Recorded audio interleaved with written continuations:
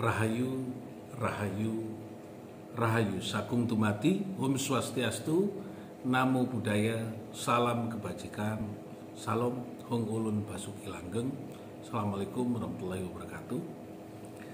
Pemirsa Cahaya Batin, ketemu lagi dengan saya, Cak Monyong, di pintu gerbang kesadaran bangsa Nusantara.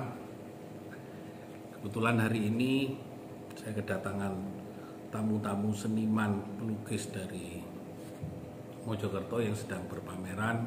Ada dari Gresik, ada dari Krian, ada dari Batu. Nah, kebetulan hingga larut ini sedang diskusi tentang pemahaman dalam proses penciptaan. Nah, ada pandangan yang menggelitik untuk kita di dalam memahami tentang seni yang ada di dalam ilmu penciptaan, yaitu aksara Ca, Cipta Mandulu, Cipta Hening, Cipta Dadi. Cipta Mandulu, Cipta Hening, Cipta Dadi. Berarti apa yang terjadi di dalam kehidupan kita itu sebenarnya sudah menjadi ketentuan dan ketetapan bagi kita bersama bahwa kita sendiri adalah ciptaan Gusti Kang Maha Suci, Gusti Kang Maha Welas Asih, Gusti Allah itu sendirilah yang menciptakan kita. Dan sudah jelas bahwasanya dalam prinsip kehidupan kita sudah barang tentu peristiwa yang terjadi dari hari ke hari ini adalah sebuah peristiwa yang terdesain secara nyata oleh Sang Pencipta. Ada memang tawar-menawar di dalam pengertian hidup bahwa peristiwa hari ini apakah menjadi sebuah ketetapan.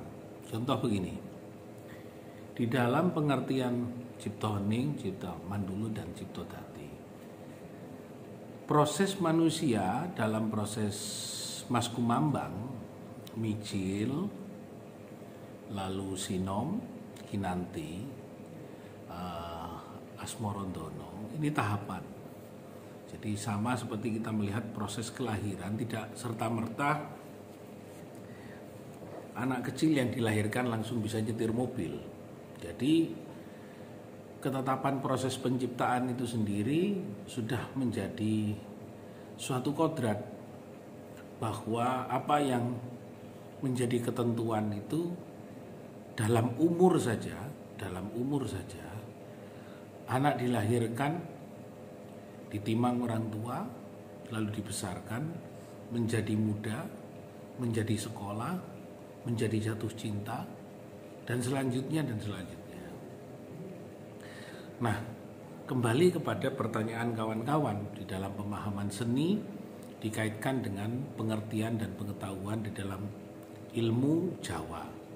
Ketika ada kawan wong Jawa ojo nganti lali Jawa nih, berarti ada persoalan apa ketika saya menyampaikan tulisan Jawa jangan sampai hilang? Ini karena persoalan ketetapan.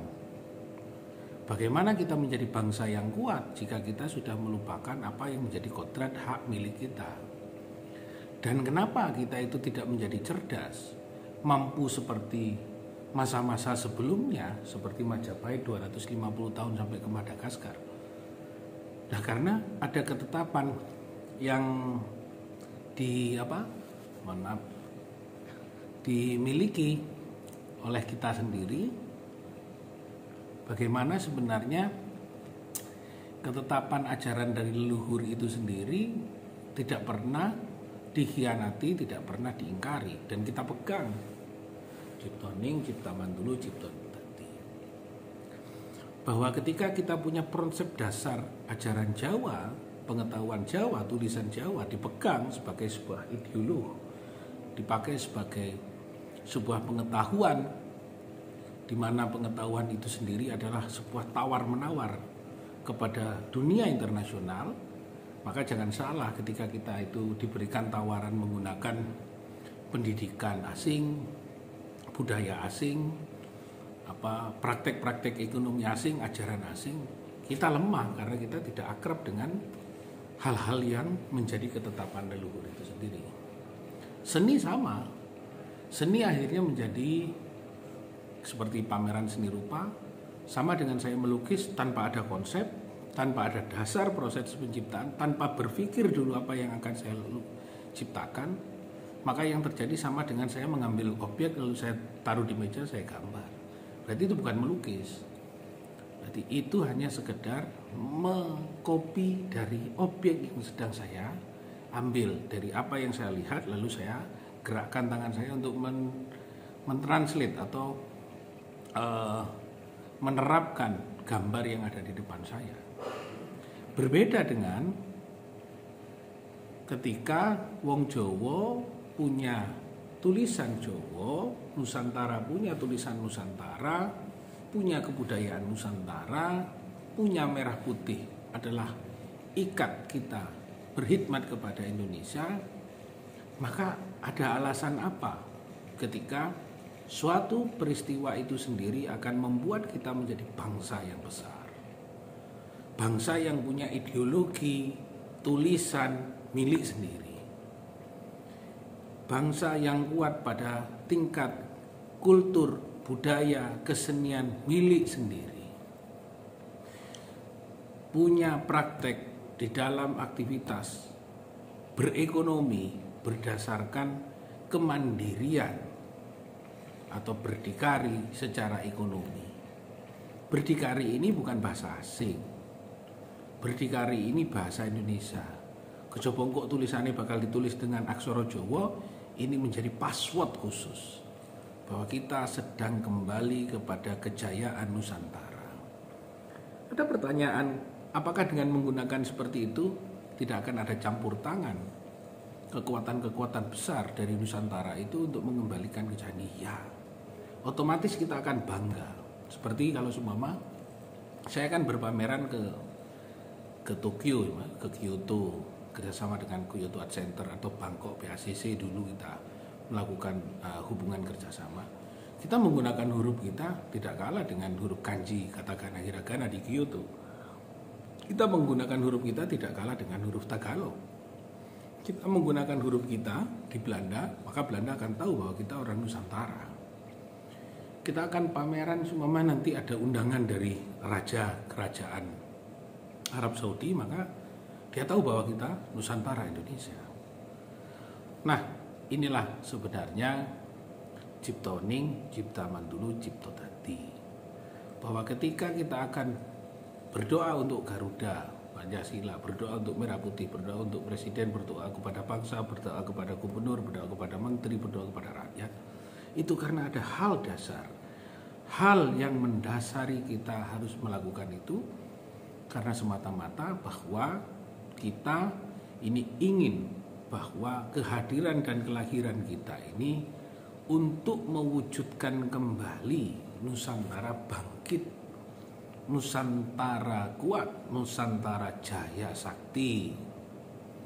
Jadi tidak ada pertimbangan-pertimbangan apapun selain kesejahteraan itu mutlak harus dimiliki oleh anak cucu kita.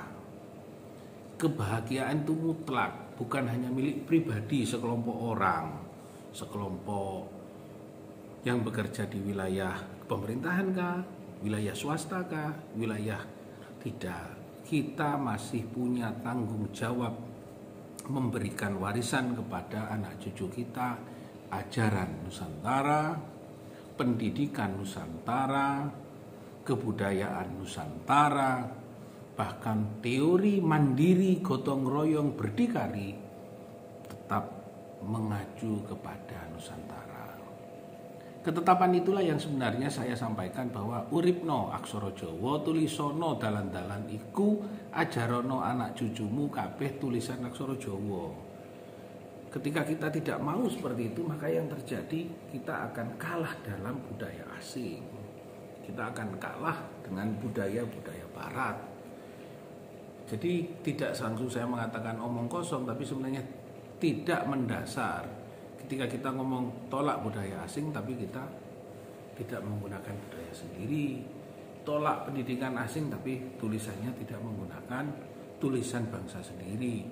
Jadi ketika saya memberikan contoh suatu tempat ditulis aksara Jawa oleh leluhur yang menyatakan bahwa tempat itu berisi emas, harus kita mencari translator dari negara asing untuk membahasa itu. Kalau ternyata ditipu oleh mereka mengatakan bahwa sini sumber gempa, tapi sebenarnya di situ tulisannya mengatakan di sini sumber emas, maka yang terjadi kita akan ditipu. Karena kita sekarang jauh dari tanda-tanda pengetahuan leluhur, tanda-tanda pengetahuan luhur yang harus kembali kepada Nusantara. Semoga pembahasan kali ini memberikan manfaat dan kita terus berkhidmat kepada bangsa dan Nusantara, bangsa dan pemerintah, bangsa dan negara kita. Rahayu, rahayu, rahayu sakum tumati. Om Swastiastu, Namo Buddhaya, salam kebajikan, salam Hong Ulun Basuki Langgeng. Wassalamualaikum warahmatullahi wabarakatuh.